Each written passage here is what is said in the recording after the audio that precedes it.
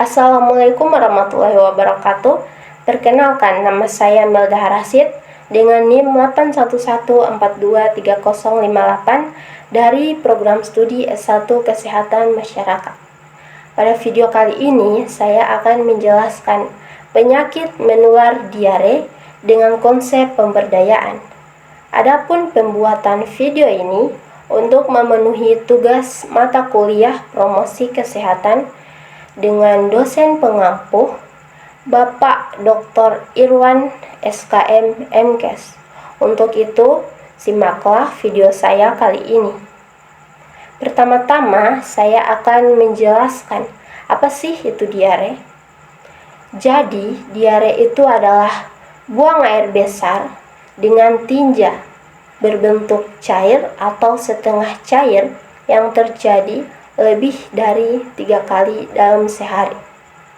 Diare dibagi menjadi 2, yaitu ada diare akut dan diare kronis.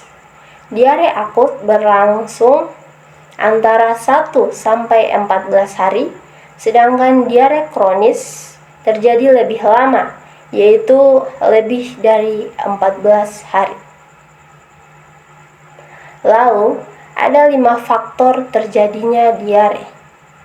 Yang pertama, karena infeksi bakteri, virus, dan parasit, yaitu dapat berupa bakteri Salmonella, Oxigella, E. coli, ataupun Rotavirus yang biasanya banyak terdapat di dalam makanan.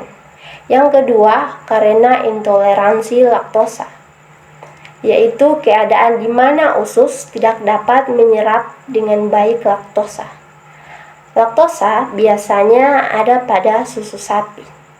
Yang ketiga, karena alergi makanan dan minuman tertentu, yaitu suatu keadaan di mana usus tidak dapat menyerap makanan atau minuman tersebut, sehingga pada orang yang sensitif dapat menyebabkan diare. Yang keempat, karena efek samping obat-obatan tertentu. Dan yang kelima, terjadi karena keracunan makanan.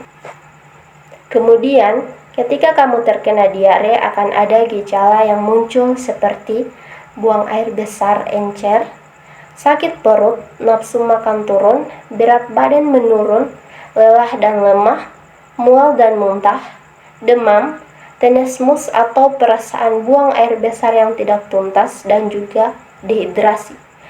Sedangkan pada bayi terdapat tanda dan gejala seperti rewel atau gelisah, mata cekung, bibir kering, cubitan kulit perut kembali lambat, kencing dan BAB sedikit yang warnanya pekat, cenderung lemas, dan tidak mau minum. Lalu, apa sih yang akan terjadi bila kita telat menangani diare tersebut? Yang pertama, kita akan demam tinggi. Yang kedua, mual dan muntah berlebihan. Yang ketiga, iritasi saluran pencernaan ditandai dengan adanya darah pada feses. Yang keempat, gangguan pertumbuhan dan juga dehidrasi. Hal ini terjadi karena terlalu banyak kehilangan cairan dan elektrolit, sehingga dapat terjadi ketidakseimbangan cairan dan elektrolit yang dapat berujung pada kematian. Lalu, apa yang kita dapat lakukan untuk menangani diare? Yang pertama, kita dapat minum Oralit, 1 gelas untuk balita dan 1,5 gelas untuk dewasa. Oralit ini berguna untuk mengganti cairan dan elektrolit dalam tubuh yang terbuang saat diare. Yang kedua, teruskan pemberian makan. Pada bayi yang masih mendapatkan ASI, teruskan pemberian ASI dan lakukan lebih sering. Sedangkan pada balita yang sudah mendapatkan makanan, berikan lebih sering untuk mencegah anak kekurangan gizi. Yang ketiga, berikan obat zinc. Zinc adalah zat gizi mikro yang penting bagi kesehatan, pertumbuhan, dan perkembangan. Kadar zinc akan berkurang drastis pada saat diare, maka dari itu sangat perlu penggantian kadar zinc dalam tubuh.